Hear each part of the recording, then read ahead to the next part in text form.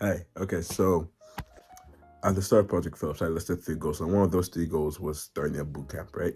That boot camp really never came to fruition and more so transformed into like a mentorship stuff with different people. And with me taking upon, I think it's about three, technically four new students who I'm going to teach programming, I'm thinking of over the summer actually create a dedicated like summer camp for like coding, right? Primarily, I think it's going to be Python. I can teach them cool different different stuff, maybe about AI and stuff like that.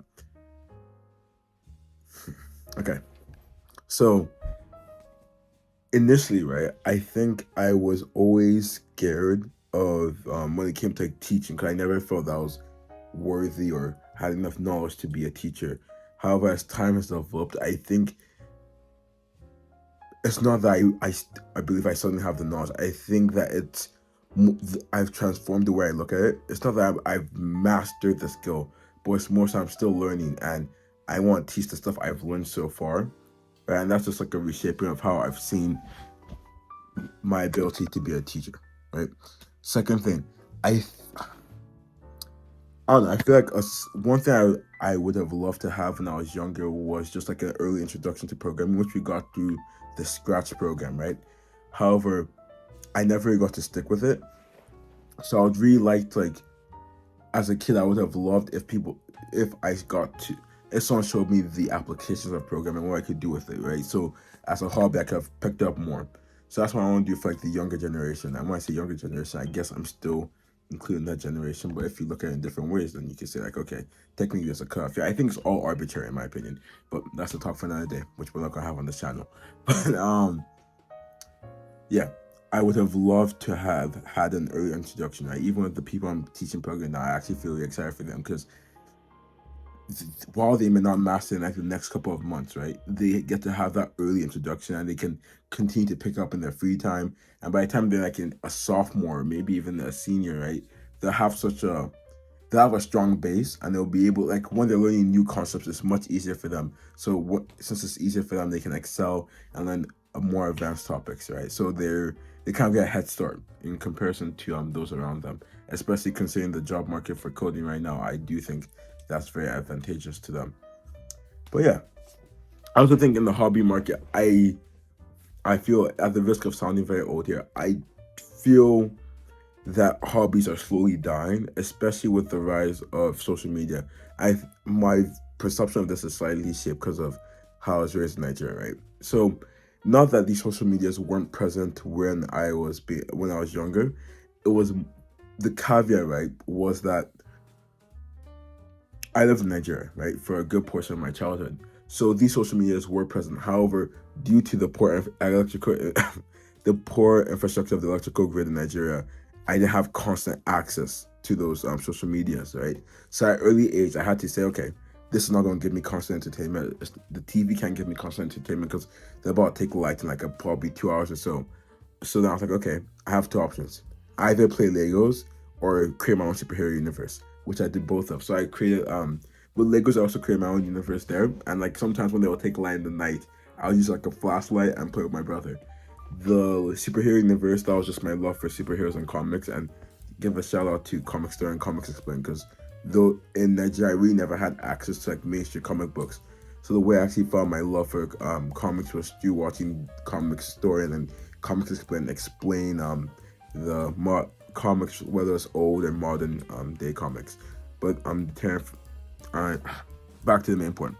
So since I didn't have access to those social media, I had to actually develop interest, right? So I have to say, okay, if I can just go constantly scroll on my phone, I have to find something and I do it. So that was for me, that was like managing my superhero universe, reading books on how I'm very particular about how I like to do stuff. So I like to like if I'm doing something, I like to go extreme with it, right? So for my superhero universe, I want to have like the most scientifically accurate thing possible, or just like max out each person's abilities to the max, or like explore to the max. So like for example, I had a superhero called Tarzan who could transform into different animals. So I'd always read these I'll get the books about animals, like all about all the animals in the world. I'll say, okay, that'll be a cool ability for him to use. So what if he took that ability from that animal and took it with another one and combined this? Or I'll learn about I'm thinking what's the other I think his name was Soul and his son was Cosmic Boy. right? So I was learning about like the galaxy and stuff like that, and how to manage that. But that's just like how I got interested in like science and stuff like that. However, I feel, especially in America, kids don't have that. It's harder for them. It's harder for them to gain that, right? And that's not saying that's all kids, but I do think with the kids I've been exposed to, I've noticed a common trend. So then I want, like, at least provide a hobby in that sense, which could be coding. And coding has many like there's many different stuff you could do with coding. You could like code calculators, you could make mini games. You could like my thing is that I would rather just have a hobby than just have nothing.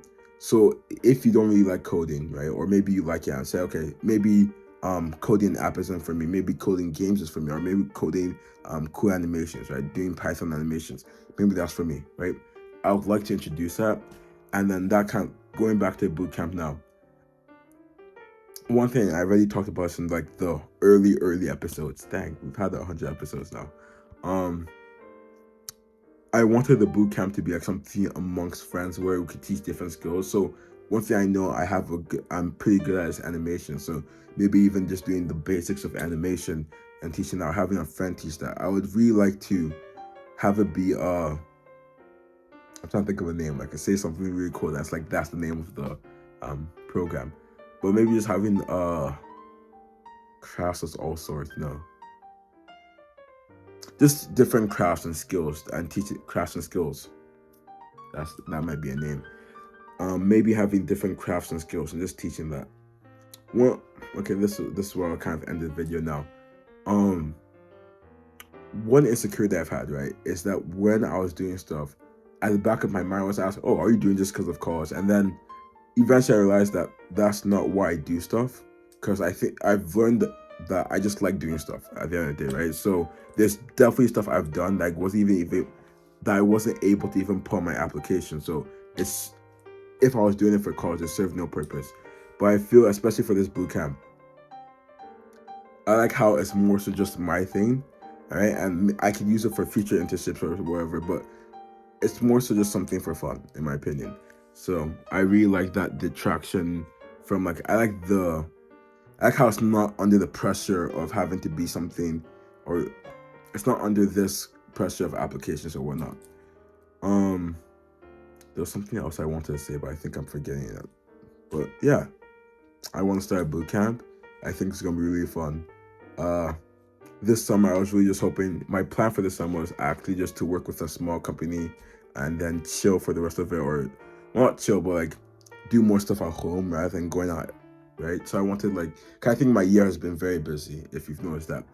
But this summer I wanted to just primarily chill, work on research, the research that I already told you about.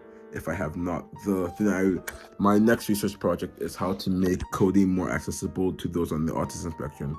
So that's gonna be it's gonna be fun to research. I think it's gonna yield some good fruits. Basically, that's the best way to say it. But yeah, this may change my summer. It's probably gonna have to be maybe. Okay, here's the thing. I'm gonna be preparing to go to college in August, right? Like late July, early August. So then I think it would have to be late June. So maybe, I think it'll be something fun, and I want to see how it goes. But yeah, that's pretty much it. Okay, thank you for listening. Have a great day.